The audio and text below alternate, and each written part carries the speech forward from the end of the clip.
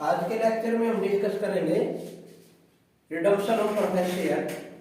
Redemption of preference share means कि कोई भी कंपनी ऐसे अंशधारी नहीं कर सकती जिनका कंपनी अपने जीवन काल में शोधन ना कर दे, अर्थात अंशों की पूंजी वापस लौटाना, पूर्वाधिकार अंशों की पूंजी वापस लौटाना ही अंशों का शोधन कहलाता है। कोई भी कंपनी 20 साल से अधिक पूर्वाधिकार अंशधारियों की राशि अपने व्यवसाय में प्रयोग नहीं कर सकती, अर्थात 20 साल से पहले पूंजी को लौटाना अनिवार्य है इंफ्रास्ट्रक्चर कंपनियों को छोड़ के।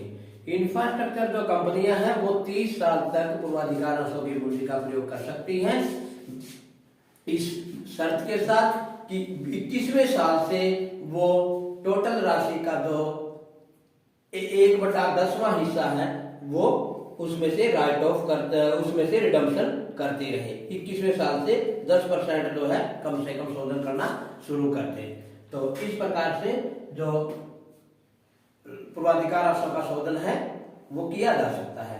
पूर्वाधिकार अंशों का शोधन करते समय भारतीय कंपनी अधिनियम 2013 की धारा 55 के तहत कुछ शर्तों का कंपनी को पालन करना पड़ता है और उन शर्तों के तहत ही इनका रिडम्पशन किया जा सकता है, उन नियमों के तहत ही इनका शोधन हो सकता है।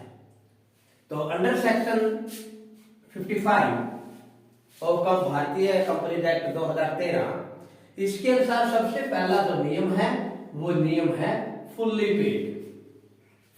Paid of share. कोई भी कंपनी पार्शली पेड शेयर का रिडम्पशन नहीं कर सकती as per act of 2013 under section 55। यदि कंपनी रिडम्पशन करना चाहती है तो उस केस में पहले उन अंशों से जो यातना नहीं मांगी गई है या जो भुगतान नहीं हुआ है यातना का, तो उसको मंगवा लिया जाए और जब वो शेयर फुल्ली पेड हो जाए, उन फुल्ली पेड के बाद उनका शोधन हो सकता है। पहला नियम तो है ये।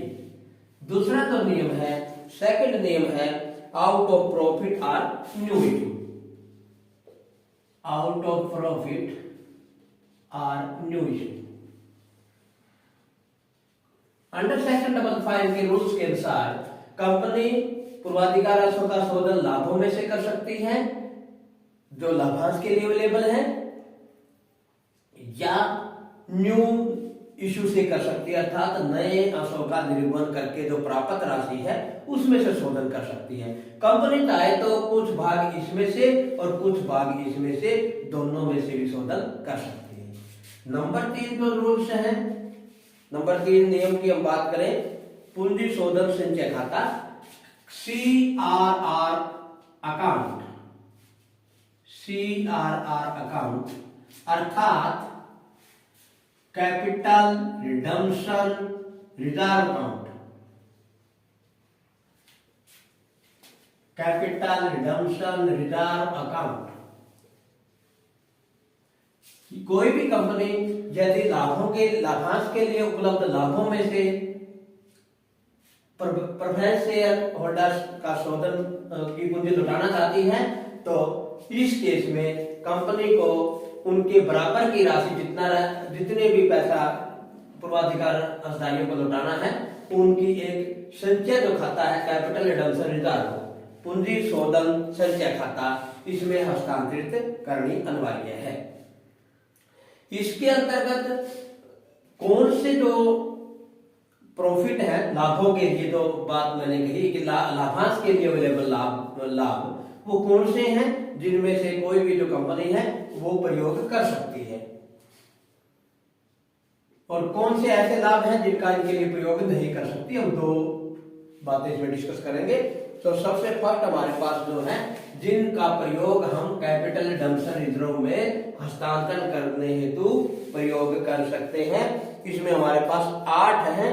सबसे पहले 8 लाभ ऐसे हैं जो लाभांश के लिए अवेलेबल होते हैं। सबसे फर्स्ट जो लाभ है हमारा surplus of statement of profit and loss account.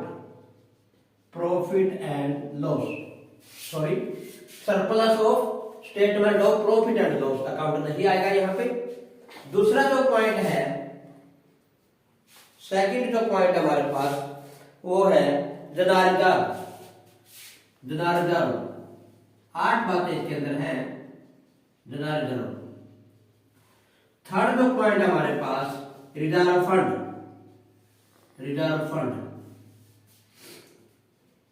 Fourth जो बात हमारे पास है यहाँ पे डिविडेंड इक्विलाइजेशन फंड।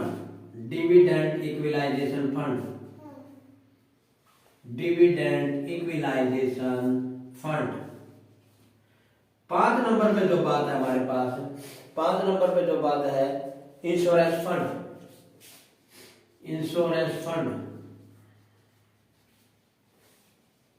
6 नंबर की जो बात है हमारे पास वर्कमैन कंपनसेशन फंड। 7 नंबर पे जो बात है हमारे पास वर्कमैन एक्सीडेंट फंड। 8 नंबर पे जो लाभ है लाभांश के लिए अवेलेबल वो है वॉलंटरी डिबेंचर रिडम्पशन फंड। 8 प्रकार के जो लाभ हैं वो कैपिटल रिडम्पशन रिजर्व में उनका प्रयोग हम कर सकते हैं, उनके लिए अवेलेबल है। ध्यान रखना है कि जब भी हम CRR अकाउंट में अमाउंट ट्रांसफर करें, हस्तांतरित करें, तो उस केस में क्रोनोलॉजिकल जो पॉइंट है वो हमने इसमें से लेना है। फर्स्ट क्या कि जितना amount surplus and statement of profit and loss से लिया जाए, यदि वहां से हमारा जो हस्तांतरित अमाउंट अवेलेबल नहीं पूर्ण नहीं हो पाता रिजर्व से, रिजर्व फंड से एंड सो ऑन, तो इस प्रकार से 1 बाय 1 हम अकाउंट्स का हम प्रयोग करेंगे। उसके बाद वो अकाउंट्स जो लाभ है जिनका हम प्रयोग नहीं कर सकते, ऐसे लाभ हमारे पास 5 प्रकार के हैं जिनका हम शोधन के लिए प्रयोग नहीं कर सकते, प्रेफरेंस शेयर होल्डर के शोधन के लिए। सबसे पहले हमारे पास क्या है security premium reserve oblique security premium account. Number 2 जो है हमारे पास है share forfeiture account, security premium account, share forfeiture account. Number 3 जो है हमारे पास कैपिटल रिजर्व, इसका प्रयोग नहीं कर सकते हम कैपिटल रिजर्व। और प्रॉफिट प्रायर इनकॉर्पोरेशन और डेवलपमेंट रिबेट रिजर्व।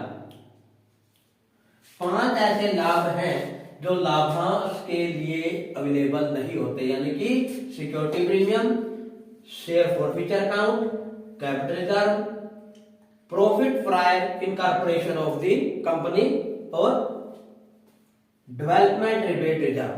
इनका अमाउंट भी यदि अवेलेबल है तो इनका प्रयोग हमने शोधन के लिए नहीं करना है, अर्थात इन 8 जो लाभ हैं उनका प्रयोग हम शोधन के लिए कर सकते हैं उस केस में जब पूर्वाधिकार अंशों का शोधन आउट ऑफ प्रॉफिट किया जा रहा है, नॉट न्यू इश्यू।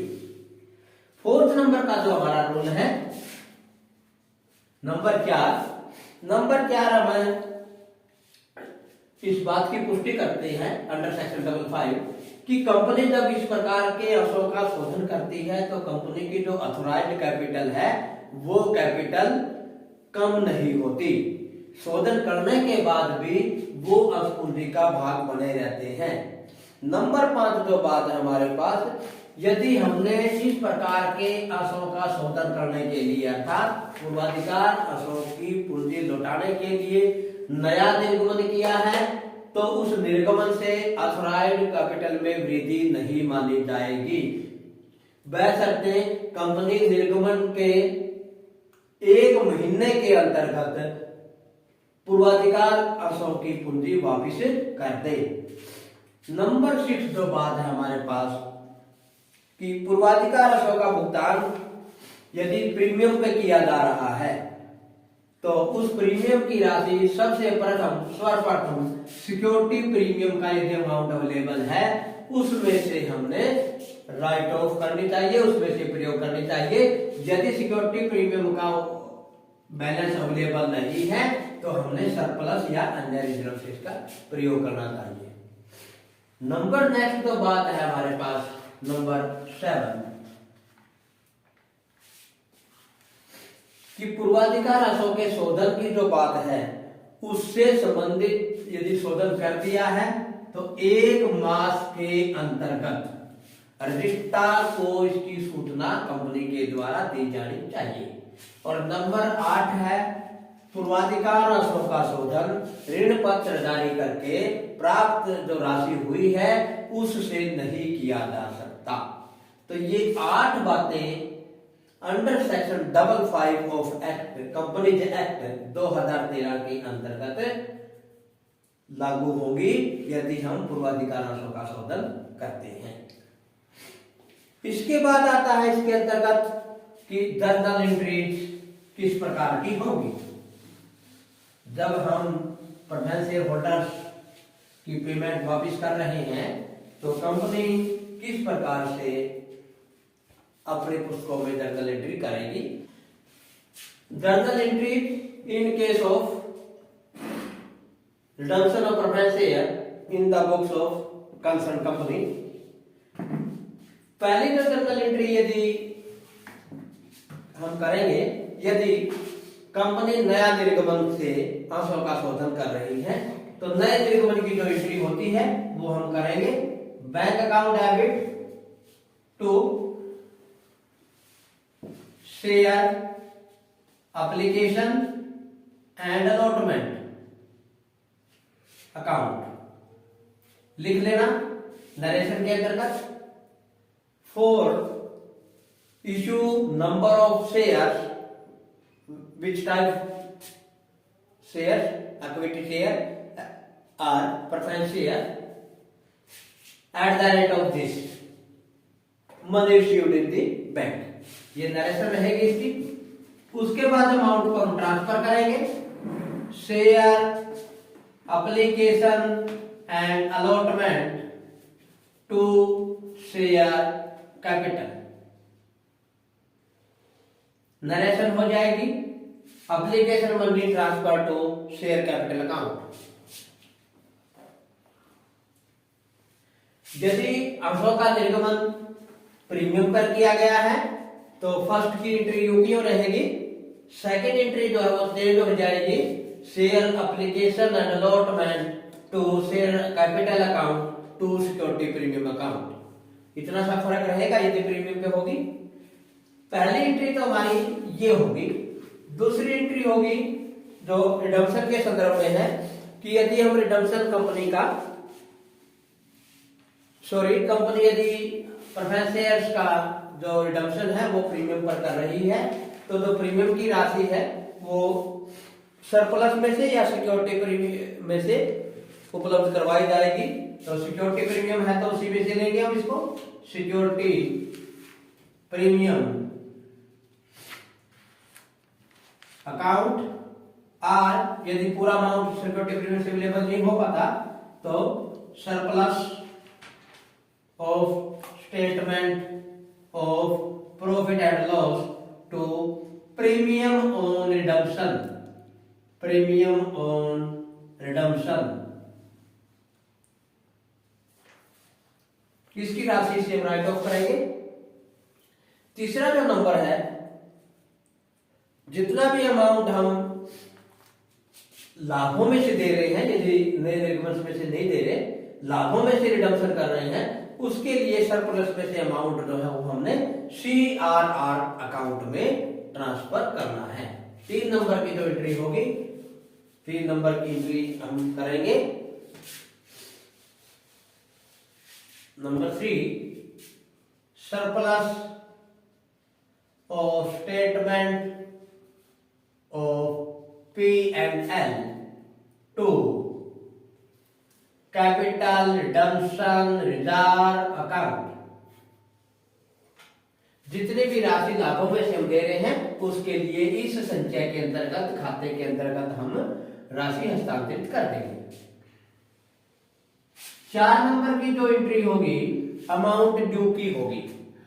4 नंबर की जो एंट्री होगी अमाउंट ड्यू की होगी। वो होगी रिडीमेबल, रिडीमेबल